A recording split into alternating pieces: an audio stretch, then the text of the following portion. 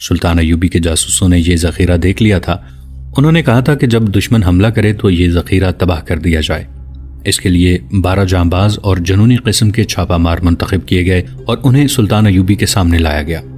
انہوں نے دیکھا اور ایک چھاپہ مار کو دیکھ کر مسکرائے اور بولے، انتانون، تم اس جیش میں آ گئے ہو؟ مجھے اس جیش میں آنا چاہیے تھا۔ انتانون نے کہا، میں نے آپ سے کہا تھا کہ میں اپنے گناہ کا کفارہ ادا کروں گا۔ میرے عزیز دوستو، سلطان ایوبی نے چھاپہ ماروں سے کہا، تم نے کہاں کہاں قربانیاں نہیں دیں، لیکن اب مذہب اور ملت کی آبرو تم سے بہت بڑی قربانی مانگ رہی ہے۔ تم جنگ کا پانسا پلٹ سکتے ہو، تمہیں ہدف بتا دیا گیا ہے۔ اگر تم نے اسے تباہ کر دیا تو آنے والی نسلیں بھی تمہیں یاد رکھیں گی۔ تم دیکھ رہے ہو کہ اپنی فوج تھوڑی ہے اور دشمن کے 3 لشکر ہیں، ان سے اپنی فوج کو تم بچا سکتے ہو۔ ہم مذہب اور ملت کو مایوس نہیں کریں گے، چھاپہ ماروں کے کمانڈر نے کہا۔ انہیں چند اور ہدایات دے کر رخصت کر دیا گیا۔ اگلی صبح ایک سوار سرپٹ گھوڑا دوڑاتا آیا۔ سلطان ایوبی ابھی اپنے خیمے میں تھے۔ سوار نے اطلاع دی کہ دشمن آ رہا ہے۔ فاصلہ 1 میل رہ گیا تھا، رخ قرون کی طرف تھا۔ اتنے میں ایک اور سوار آ گیا۔ اس نے اطلاع دی کہ دائیں طرف سے بھی دشمن کی فوج آ رہی ہے۔ اس فوج کے رخ سے سلطان ایوبی نے اندازہ لگا لیا کہ وہ کس طرف آ رہی ہے۔ اس پہلو کے متعلق سلطان ایوبی کو پریشانی تھی۔ وہ اب اور زیادہ پریشان ہو گئے۔ ان کے اعصاب پر آزر جاسوس سوار تھا جو نہایت قیمتی راز لے کر چلا گیا تھا۔ انہوں نے اندازہ لگایا کہ یہ جاسوس گزشتہ رات پہنچا ہوگا اور اس کی معلومات پر دشمن نے حملہ کر دیا ہے۔ سلطان ایوبی نے تیاری کا حکم دے دیا۔ ان کے قاصد ادھر ادھر دوڑ پڑے۔ قرون کے درمیان خیمے لگے رہے۔ سپاہی خیموں میں رہے یا ادھر ادھر گھومتے پھرتے رہے تاکہ دشمن یہ سمجھے کہ وہ تیار نہیں، جبکہ چٹانوں پر تیر انداز تیار ہو گئے۔ دشمن کی رفتار تیز تھی۔ اس کے ہراول نے دیکھا کہ خیمے ابھی تک کھڑے ہیں تو ہراول نے اس خیال سے کہ انہوں نے سلطان ایوبی کی فوج کو بے خبری میں آ لیا ہے، پیچھے خبر دی کہ رفتار تیز کر دو۔ سلطان ایوبی ایک بلند چٹان پر چلے گئے جہاں سے سارا منظر اور دائیں بائیں کا میدان بھی نظر آ رہا تھا۔ یہ دیکھ کر وہ حیران رہ گئے کہ گمگشتگین کی فوج سیدھی قرون کی طرف آ رہی ہے۔ سلطان ایوبی کی سپاہیوں نے ہدایات کے مطابق اپنے گھوڑوں پر زینے اس وقت ڈالیں جب دشمن بالکل قریب آ گیا تھا۔ پیادوں نے آگے بڑھ کر چند ایک تیر چلائے۔ ادھر سے للکار سنائی دینے لگی، کچل دو، کسی کو زندہ نہ چھوڑو، صلاح الدین ایوبی کو زندہ پکڑو، سر کاٹ لو۔ سلطان ایوبی کے سوار آگے بڑھے مگر پیچھے کو آ گئے۔ پیادوں اور سواروں نے حملے کی اگلی صف کا مقابلہ کیا اور لڑتے لڑتے پیچھے ہٹتے آئے، حتیٰ کہ تمام حملہ آور دستے قرون کے اندر اسی پھندے میں آ گئے جہاں انہیں سلطان ایوبی لانا چاہتے تھے۔ چٹانوں میں گھرا ہوا یہ میدان 1.5 میل کے لگ بھگ وسیع اور عریض تھا۔ جو ہی دشمن اندر آیا، دونوں طرف کی چٹانوں سے اس پر تیروں کا می برسنے لگا۔ دشمن کے گھوڑے تیر کھا کر بدکتے، منہ زور ہوتے اور اپنے ہی پیادوں کو کچلتے پھرتے تھے۔ دشمن کے کمانڈر سمجھ نہ سکے کہ یہاں خیموں میں جو فوج تھی وہ کہاں غائب ہو گئی ہے۔ انہیں معلوم نہیں تھا کہ آگے چٹانوں میں ایک کٹاؤ ہے جو ایک وادی میں چلا جاتا ہے۔ سلطان صلاح الدین ایوبی کی فوج اس میں لاپتہ ہوتی جا رہی ہے۔ میدان میں خیمے کھڑے تھے جن کی رسیاں رکاوٹ پیدا کر رہی تھیں۔ تھوڑی دیر بعد فیتوں والے آتشی تیر آنے لگے جو خیموں پر چلائے جا رہے تھے۔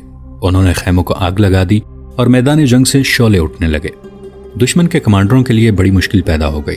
ان کی جمعیت بکھر گئی تھی، دستے گڑمڑ ہو گئے تھے۔ گھوڑوں کے ہنہنانے کا، زخمیوں کی چیخو پکار کا اور کمانڈروں کے واویلے اور للکار کا اتنا زیادہ شور تھا کہ آوازوں کو الگ الگ کر کے سمجھنا ناممکن تھا۔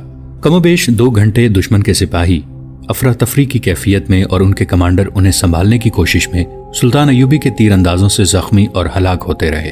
وہ بھی آخر مسلمان سپاہی تھے۔ عسکری جذبہ انہیں پسپا نہیں ہونے دے رہا تھا۔ ان میں سے کئی ایک ان چٹانوں پر چڑھنے لگے جہاں سے تیر آ رہے تھے۔ یہ ان کی دلیری کا مظاہرہ تھا، لیکن اوپر سے آئے ہوئے تیر انہیں پتھروں کی طرف لڑکا رہے تھے۔ بہت ہی مشکل سے دشمن کے دستوں کو پیچھے ہٹنے کا حکم دیا گیا۔ انہیں پیچھے ہی ہٹنا تھا۔ انہیں پتہ چلا کہ عقب میں سلطان ایوبی کی فوج کھڑی ہے۔ اعلان ہونے لگے، ہتھیار ڈال دو، تم ہمارے بھائی ہو، ہم تمہیں ہلاک نہیں کریں گے۔ ان اعلانات کے ساتھ ساتھ گھوڑے بڑھتے اور پھیلتے آ رہے تھے۔ گمگشتگین کے گھرے ہوئے سپاہیوں میں اب لڑنے کا دم خم نہیں رہا تھا۔ ان میں سے آدھے مارے گئے یا زخمی ہو گئے تھے۔ جو زندہ تھے ان پر دہشت طاری ہو گئی تھی۔ وہ کچھ اور توقع لے کر آئے تھے۔ انہیں بتایا گیا تھا کہ یہ بڑی سہل فتح ہوگی، مگر ان کے لیے میدان جنگ جہنم بن گیا۔ انہوں نے ہتھیار پھینکنے شروع کر دیے۔ سلطان ایوبی کی یہ چال تو کامیاب رہی، لیکن دوسری طرف دشمن نے ان کے لیے مشکل پیدا کر دی۔ یہ دائیں پہلو کا وہی میدان تھا جس کے متعلق انہیں شروع سے ہی فکر تھی۔ اس طرف سے صحرائی آندھی کی طرح دشمن کی فوج آ رہی تھی۔ ان کے مقابلے میں سلطان ایوبی کے مختصر سے 2 دستے تھے۔ حملہ آوروں کے جھنڈے نظر آنے لگے۔ یہ حلب کی فوج تھی۔ سلطان ایوبی نے حلب کا محاصرہ کر کے اس فوج کے جوہر دیکھے تھے۔ انہیں معلوم تھا کہ یہ فوج گمگشتگین اور سیف الدین کی فوج سے مختلف ہے۔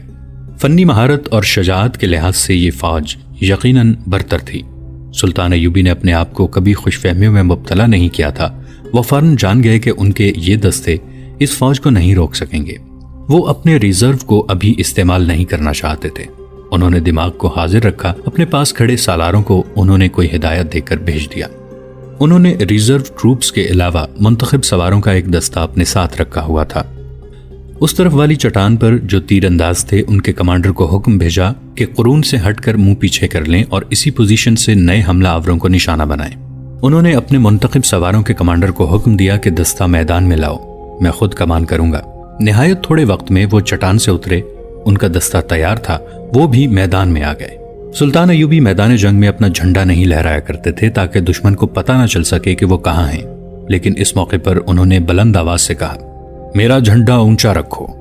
قاضی بہاؤالدین شداد اپنی یادداشتوں میں لکھتا ہے، اس مارکے میں اپنا جھنڈا چڑھا کر سلطان صلاح الدین ایوبی اپنے دستوں کو بتانا چاہتے تھے کہ ان کی کمان اور قیادت سلطان خود کر رہے ہیں، اور وہ حلب کے حملہ آوروں کو بھی بتانا چاہتے تھے کہ ان کا مقابلہ سلطان صلاح الدین ایوبی کے ساتھ ہے۔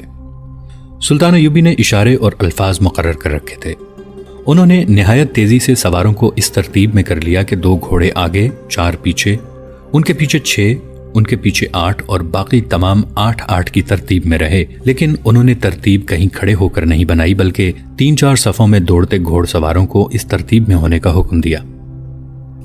سامنے سے دشمن صف در صف پھیلا ہوا آ رہا تھا۔ قریب جا کر سلطان ایوبی کے سوار اس ترتیب میں ہو گئے۔ تصادم اس طرح ہوا کہ یہ گھوڑ سوار ایک کیل کی طرح دشمن کے لشکر میں داخل ہوئے۔ سلطان ایوبی اس ترتیب کے درمیان میں تھے۔ دشمن کے گھوڑ سوار دائیں بائیں سے آگے نکل گئے۔ راستے میں جو آیا اسے برچھیوں سے مجروح کرتے گئے۔ دشمن کے سواروں کے پیچھے پیادہ دستے تھے۔ سلطان ایوبی نے دور آگے جا کر سواروں کو پیچھے موڑا اور فوراً صفوں کی ترتیب میں لا کر پوری رفتار سے پیادہ دستوں پر حملہ کر دیا۔ پیادوں نے مقابلہ تو بہت کیا، لیکن گھوڑے اور سوار انہیں رونتے اور کاٹتے آگے نکل گئے۔ سلطان ایوبی کے پیادہ دستے سامنے تھے۔ انہوں نے دشمن کے سواروں کا مقابلہ کیا۔ عقب سے سلطان ایوبی نے ہلہ بول دیا۔ قریبی چٹانوں سے تیر اندازوں نے تیر برسانے شروع کر دیے، لیکن حلب کی فوج کا حوصلہ نہ ٹوٹا۔ سلطان ایوبی نے اپنی کمان نہ بکھرنے دی۔ مارکا بڑا ہی خونریز تھا اور بڑا ہی شدید۔ تمام مورخین لکھتے ہیں کہ اگر سلطان ایوبی اس مارکے کی کمان خود نہ لیتے تو ان کا سارا پلان اس پہلو سے تباہ ہو جاتا۔ قاضی بہاؤالدین شداد نے مورخین سے کچھ اختلاف کیا ہے۔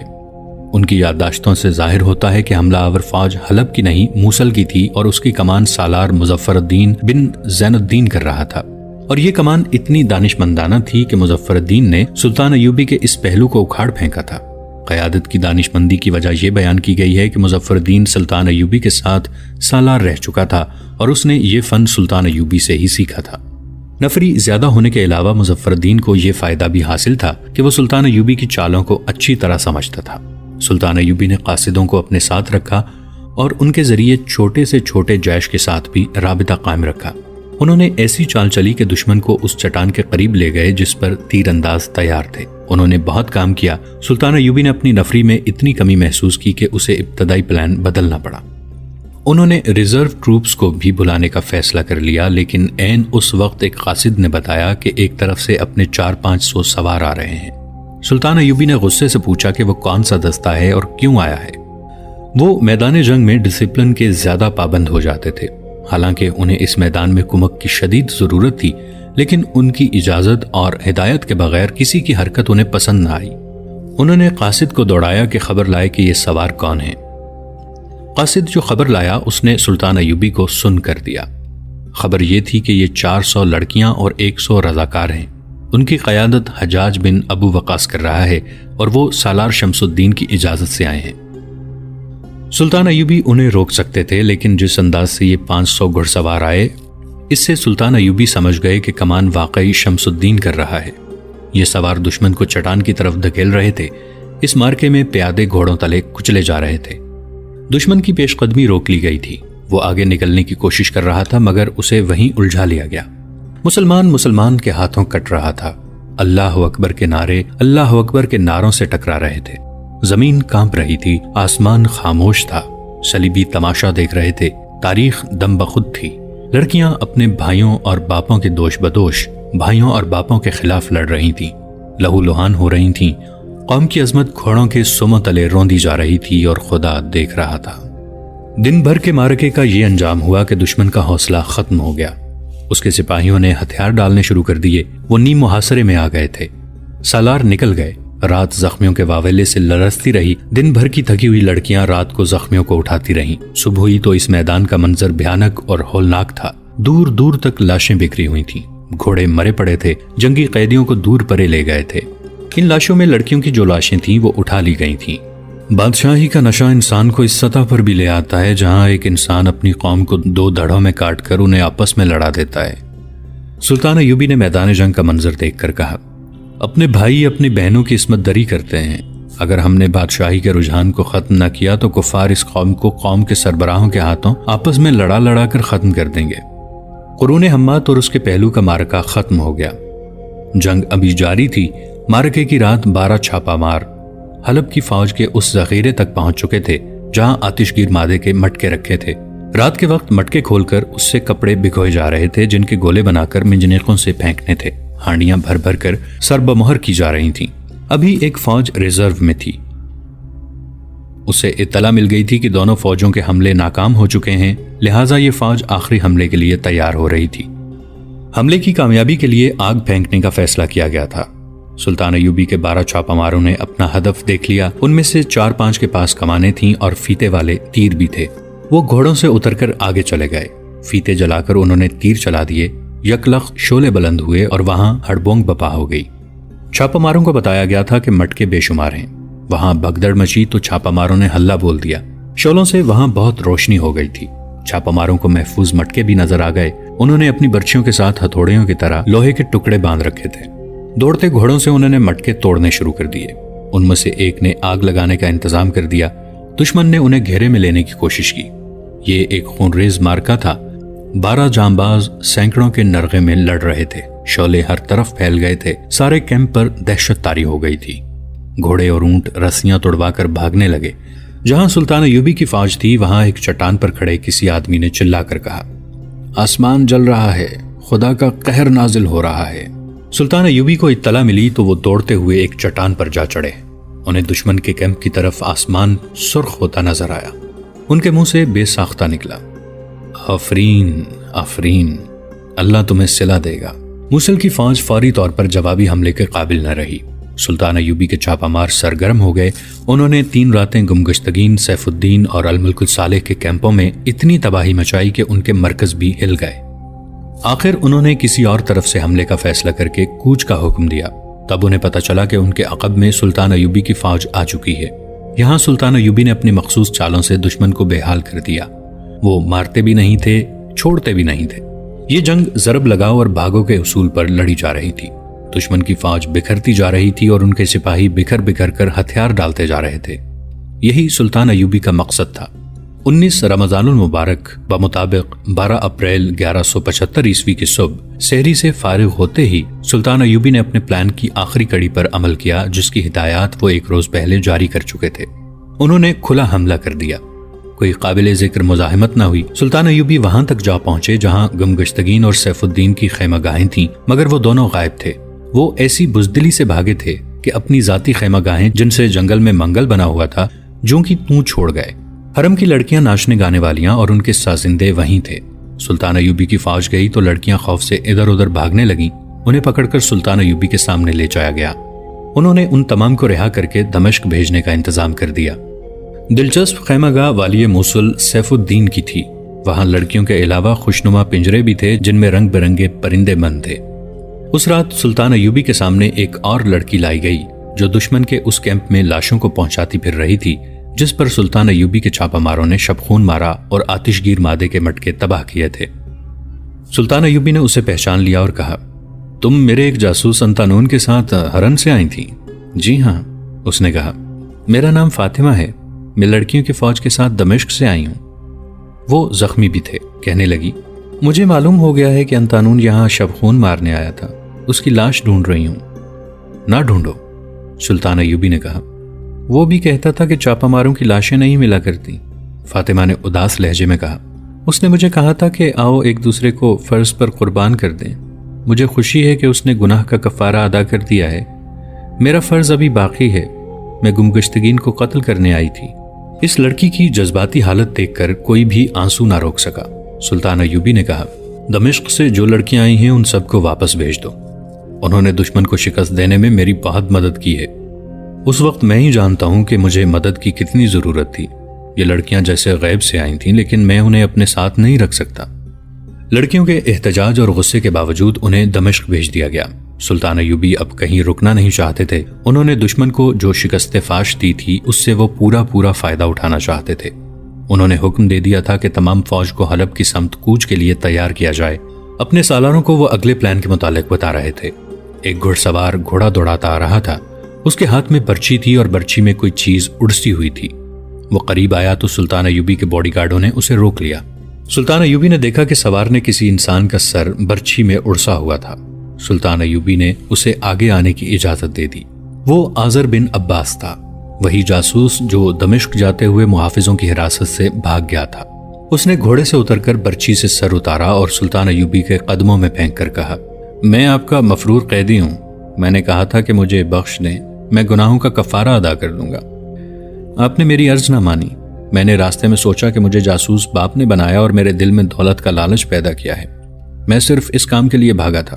میں حلب گیا، اپنے باپ کو قتل کیا اور اس کا سر کاٹ کر لے آیا ہوں۔ اگر اس سے میرے گناہوں کا کفارہ ادا نہیں ہوتا تو پھر مجھے قید کر لیں اور اسی طرح میرا سر کاٹ کر پھینک دیں۔ سلطان ایوبی نے اسے حسن بن عبداللہ کے حوالے کر دیا اور کہا، اسے اگر قابل اعتماد سمجھا جا سکتا ہے تو اس کے متعلق کوئی فیصلہ کیا جائے۔ اس نے میرے ایک سوال کا جواب دے دیا ہے۔ میں آج تک سوچتا رہا ہوں کہ دشمن کا جاسوس پوری معلومات لے گیا تھا، پھر بھی دشمن میرے پھندے میں آ گیا۔ اب معلوم ہوا ہے کہ یہ خبر دینے کے لیے نہیں بلکہ اپنے باپ کو قتل کرنے گیا تھا۔ اس سے اگلے دن سلطان ایوبی خیمے میں سوئے ہوئے تھے۔ باہر بہت سے آدمیوں کی باتوں سے ان کی آنکھ کھل گئی۔ باہر کوئی جھگڑا ہو رہا تھا۔ سلطان ایوبی نے دربان کو اندر بلا کر پوچھا کہ باہر کیا ہو رہا ہے۔ دربان نے بتایا کہ 9 آدمی آپ کے محافظ دستے کی وردیاں پہنے اور آپ کا جھنڈا اٹھائے آئے ہیں۔ کہتے ہیں وہ دمشق سے آئے ہیں۔ یہ رضاکارانہ آپ کے محافظ دستے میں شامل ہونا چاہتے ہیں۔ انہیں روکا ہے تو کہتے ہیں کہ وہ اتنی دور سے عقیدت اور جذبے سے آئے ہیں، وہ آپ سے ملنا چاہتے ہیں۔ یہ شیخ سنان اور گمگشتگین کے بھیجے ہوئے فدائی قاتل حشیشین تھے۔ ان کی چال کامیاب ہو گئی۔ سلطان ایوبی نے دربان سے کہہ دیا کہ انہیں اندر بھیج دو۔ ان سے برچیاں باہر رکھوا لی گئیں۔ وہ خیمے میں گئے اور فوراً ہی انہوں نے خنجر اور تلواریں نکال لیں۔ سلطان ایوبی کے 2 محافظ بھی ان کے ساتھ اندر آ گئے۔ ایک فدائی نے سلطان ایوبی پر حملہ کیا۔ سلطان نے پھرتی سے حملہ روک لیا اور اپنی تلوار اٹھا لی۔ پہلے ہی وار سے انہوں نے حملہ آور کا پیٹ چاک کر دیا۔ خیمے میں جگہ تھوڑی تھی۔ دوسرے فدائیوں نے بھی سلطان ایوبی پر حملے کیے۔ دونوں محافظوں نے جم کر مقابلہ کیا۔ باہر سے دوسرے محافظ بھی آ گئے۔ خیمے کے اندر تلواریں اور خنجر ٹکرانے لگے۔ باڈی گارڈوں نے قاتلوں کو اپنے ساتھ الجھا لیا۔ وہ خیمے سے باہر آ گئے۔ سلطان ایوبی کی لمبی تلوار نے کسی کو قریب نہ آنے دیا۔ فدائیوں میں سے 5-6 مارے گئے، باقی بھاگنے لگے۔ انہیں زندہ پکڑ لیا گیا۔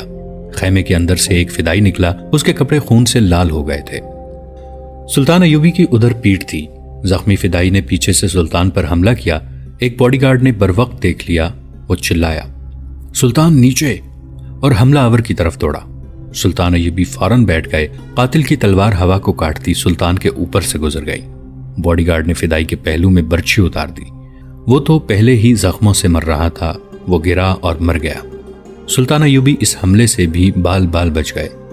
بعض یورپی مورخوں نے لکھا ہے کہ سلطان ایوبی پر یہ قاتلانہ حملہ کرنے والے ان کے اپنے باڈی گارڈ تھے جو ایک عرصے سے ان کے ساتھ تھے، لیکن اس دور کے وقائع نگاروں کی تحریروں سے شکوک رفع ہو جاتے ہیں۔